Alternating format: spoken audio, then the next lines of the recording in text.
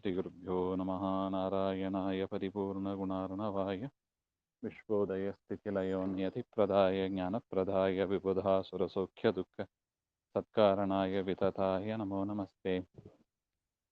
नारायणं सुरगुरुं जगदेकनाथं भक्तप्रियं सकललोकनमस्कृतं च त्रैगुण्यवर्जितमजं विभुमाद्यमीशं वन्दे भवघ्नममरासुरसिद्धवन्द्यम्।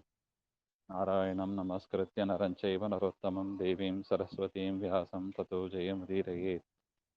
कृष्णाय वासुदेवाय हरये परमात्मने प्रणतः क्लेशनाशाय गोविन्दाय नमो नमः। धर्मक्षेत्रे कुरुक्षेत्रे समवेताः यूत्सवः मामकाः पाण्डवाश्चैव किमकुर्वत ಸಂಜಯ.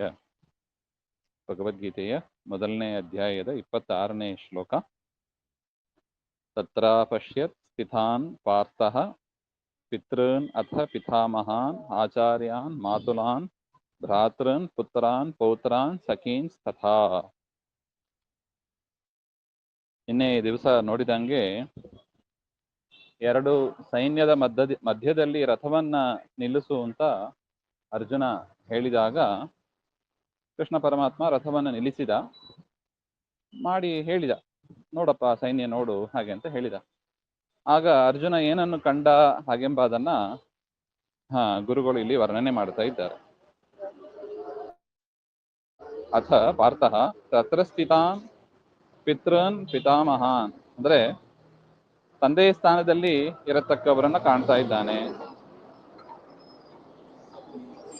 ಪಿತಾಮಹಾನ್ ಅಂದ್ರೆ ತಂದೆಗೂ ತಂದೆ ಅಜ್ಜಂದಿರ ಸ್ಥಾನದಲ್ಲಿ ಇರುವವರನ್ನ ಕಾಣ್ತಾನೆ. ಆಚಾರ್ಯಾನ್ ಪಾಠ ಹೇಳಿಕೊಟ್ಟ ಗುರುಗಳನ್ನ ಕಾಣ್ತಾ ಇದ್ದಾನೆ. ಮಾತುಲಾನ್ ಮಾವಂದಿರನ್ನು ಕಾಣ್ತಾನೆ. ಭ್ರಾತೃನ್ ಸಹೋದರರನ್ನು ಕಾಣ್ತಾನೆ. ಪುತ್ರಾನ್ ಮಕ್ಕಳನ್ನು ಕಾಣ್ತಾನೆ. ಪೌತ್ರಾನ್ ಮೊಮ್ಮಕ್ಕಳನ್ನು ಕಾಣ್ತಾನೆ. ಸಖೀನ್ ಗೆಳೆಯರನ್ನು ಕಾಣ್ತಾನೆ. ಈ ರೀತಿಯಾಗಿ ತಮ್ಮ ಬಂಧು ಬಾಂಧವರು ಗೆಳೆಯರು ಅಂತ ಯಾರಿದ್ದಾರೆ ಅವರೆಲ್ಲರನ್ನೂ ಅಲ್ಲಿ ಕಾಣ್ತಾ ಇದ್ದಾನೆ ಕುಂತಿಪುತ್ರನಾದ ಅರ್ಜುನ.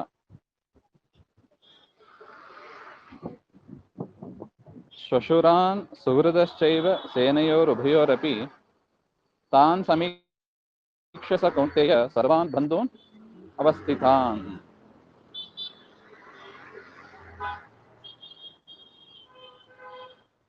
ಸಹ ಕೌಂತೆಯ ಕುಂತಿಪುತ್ರನಾದ ಅರ್ಜುನ ಸೇನೆಯೋ ಉಭಯೋ ಸೇನೆಯೋ ಅಪಿ ಅವಸ್ಥಿತಾನ್, ಎರಡು ಸೈನ್ಯದಲ್ಲಿ ಇದ್ದ ತಮ್ಮ ಬಂಧುಗಳು ಗೆಳೆಯರನ್ನ ನೋಡಿ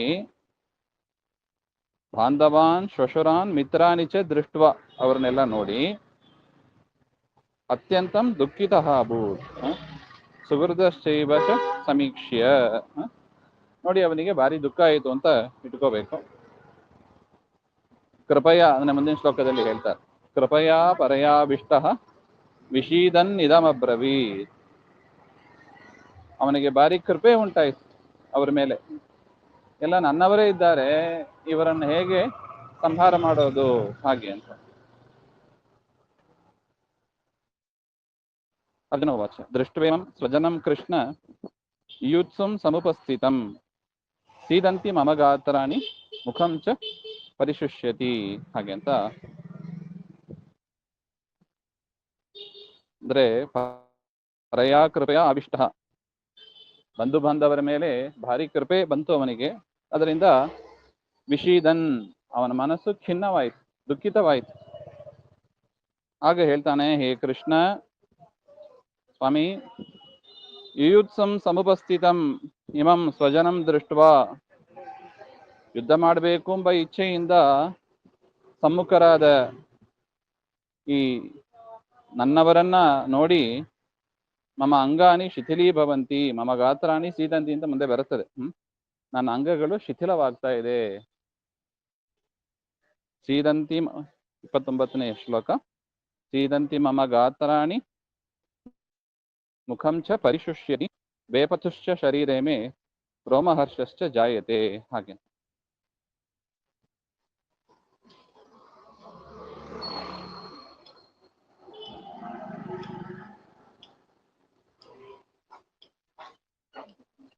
ಮಮ ಗಾತ್ರಾಣಿ ಸೀದಂತಿ ಅಂದ್ರೆ ನನ್ನ ಶರೀರ ಅದು ಶಕ್ತಿಯನ್ನ ಕಳ್ಕೋತಾ ಇದೆ. ಮುಖಂಚ ಪರಿಶುಷ್ಯತಿ, ಮುಖ ಎಲ್ಲ ಬಾಡುತ್ತಾ ಇದೆ.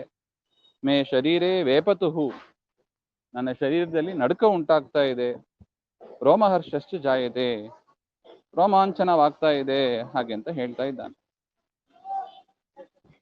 ಗಾಂಡೀವಂ ಸಂಸ್ರತೆ ಹಸ್ತಾತ್ ತ್ವಕ್ಚೈವ ಪರಿದಹ್ಯತೆ, ನ ಚ ಶಕ್ನೋಮ್ಯವಸ್ಥಾತುಂ ಭ್ರಮತೀವ ಚ ಮೇ ಮನಃ.